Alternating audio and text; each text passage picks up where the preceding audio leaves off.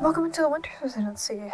For our fourth video, like I said, we're going to be doing an incredibly biased character analysis on Karl Heisenberg, in which I'm going to be assuming a lot of stuff and going straight off of memory because, gonna be honest, I didn't have the time, nor did I exactly want to check his wiki for facts and stuff.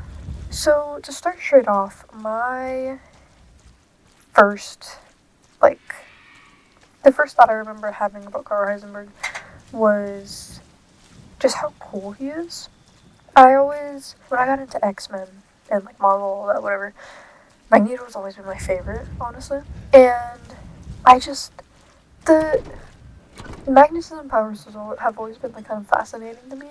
Any sort of manipulative, almost any telekinetic adjacent sort of thing has always been fascinating to me. So somebody that can control plants like poison ivy or control metal like Karl Heisenberg or Magneto or just a genuine telekinetic person. So immediately when we first met him and he encases us in that little metal coffin thing, I don't know, he just threw a bunch of metal at Ethan, I'm not gonna lie.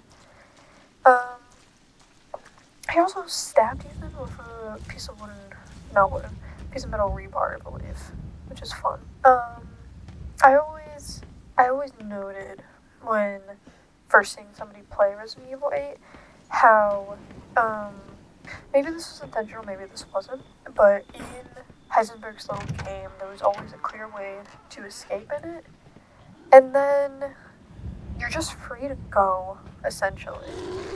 Almost like he was testing your, intelligence, or he just wanted to survive in the first place. I can't remember. I don't think he ever explicitly stated if he mildly rigged it. Obviously, he knew on a certain level, probably, that even if he did somehow manage to kill Ethan in his little game thing, that Ethan would just, come back, and it'd be perfectly fine. Heisenberg always comes off as this, very, very obviously unsocialized person. For obvious reasons. It's very much implied that he was taken. Not sure what age, he was taken really young, or he was taken, older. Whatever, it's very clear that, whenever he was taken between then and now, he's lost any possible social skills that he gained at any point, really. Because, yeah, saying that you're going to use this guy's daughter as a weapon is totally going to make him agree with you. Yeah, that's, a great thing to say. And I think I've always seen it as, him being genuinely confused, what the hell, why aren't you agreeing with me here? What's going on? I just think, okay, he's not an amazing person, obviously, but like I said, I'm very biased. I like Heisenberg. I don't believe he was intending to be malicious, to be honest. The thought of, using Rose is not the best idea out there, because how are you supposed to, was Ethan just supposed to be okay, Rose, now use your power to throw Miranda into the other side of the earth. That's a baby. I don't think Rose can really understand anyone at that point in time. Rose was a crystal for a majority of the game, and I don't know if that means she absorbed any sort of knowledge of what was going on.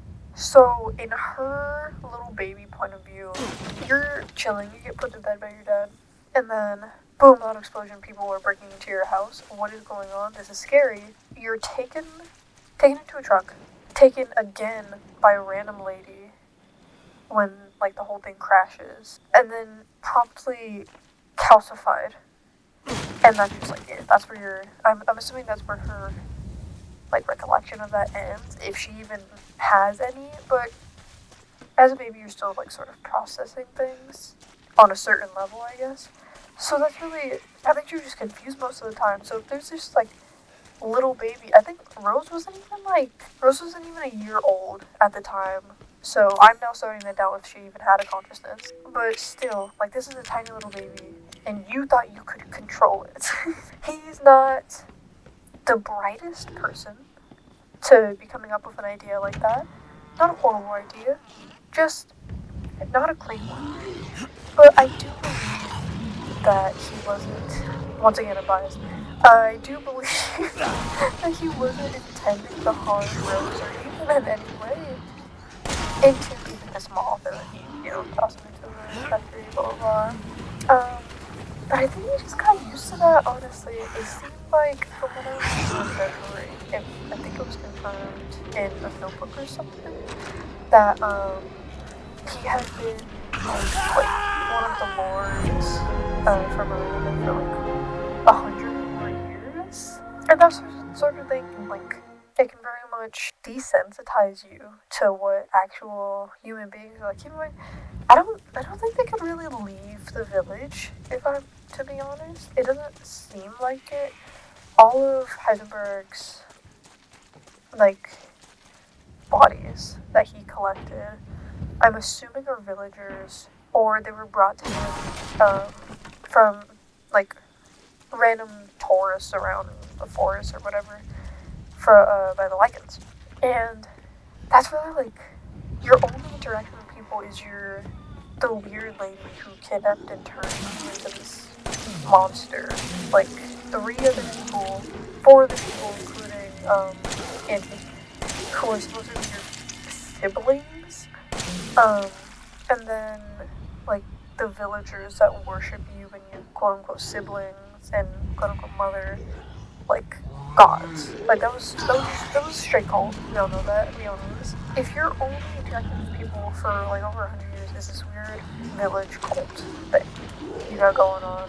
Yeah, no, I don't think your social skills or just, like, general knowledge of how anything works is going to be great. The more I think about it, the more it just, like, makes sense that he's confused. Because he was going to test, like, get Rose's flask, like, and stuff.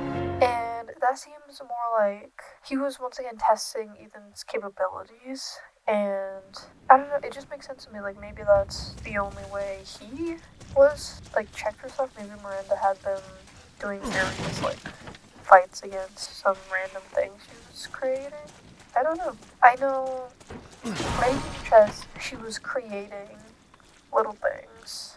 Moreau was creating little things. Donna had her dolls, which I believe her dolls was just her. I don't think she ever created anything else. Love Donna. And Heisenberg created his soldats. I also, in my own headcanon, that they were probably, that maybe they had to fight Miranda at some point. Maybe she used a little bit of her powers to try and make the tester limits and fall a bit more in line with their powers. Because I'm not 100% sure on how they got to being so mildly in control. Like, Moreau, it seems like he's able to swap from his, like, fish swimming monster thing form and his regular ugly self form. Though it is painful for him, so it's a little bit less controlled because whatever happened with him went incredibly wrong, if I'm remembering correctly. I think his piece of the Megamite seed was, like, inserted into his back, and then it was a weird thing that completely messed him up.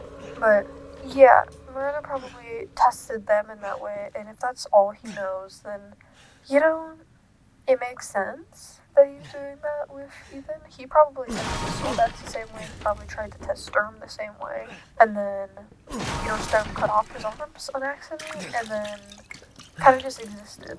I'm going to say this very last thing, and then we're going to have to stop because of time. I'm very under the belief that Heisenberg is not a horrible person, and he truly did care, because why would you not scrap Sturm when he's kind of just almost a glorified guard dog in the way he used him when Ethan was there?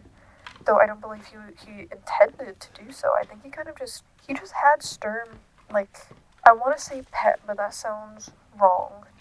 He had Sturm, and he seems kind enough not to just, like, straight scrap him, which he did yell at him a lot, which isn't great. That's not nice. But also, I don't think he has a way to, like, maybe curb his anger issues with everything that happened to him. And then also the like, tank or whatever, something else it was called, I can't search over now. But the piece of machinery that he created for, I believe, for Ethan to aid him in taking down Miranda. Like, why would you make a piece of machinery in your factory with it's something that you can't really pick up on its own. Like, it's made of some other sort of thing that he can't, like, straight up control. And I believe the only reason he was able to do it at the end of his boss fight, which I don't like his boss fight. I feel like they didn't do enough for him. It was very disappointing, and I felt sad. I believe the only reason he was able to cook at the end of his boss fight is because he was really, like, pushing himself. He was the one that was essentially, like, killing himself in a last-ditch effort to defeat Ethan because, well, if we can't do this together, I'm just gonna kill you and do this myself because what else are you supposed to do in that situation? Thank you so much for watching. Yeah, here's a new Sona. Hope you guys like it. This video should be out October 17th at 4 p.m. And every video after which is going to be following that on, like, about a weekly basis. Not counting holidays, because I'm just choosing to take those off, honestly, as if this is an actual job. I'm not going to be posting for holidays, but best believe week after Thanksgiving, I'll post. Week after Christmas and New Year's and all that, I'll post, and I'll keep going like that. We'll see how it goes after and stuff. Yeah. Thanks so much for tuning in. Remember to like and subscribe and turn on alerts if you haven't already.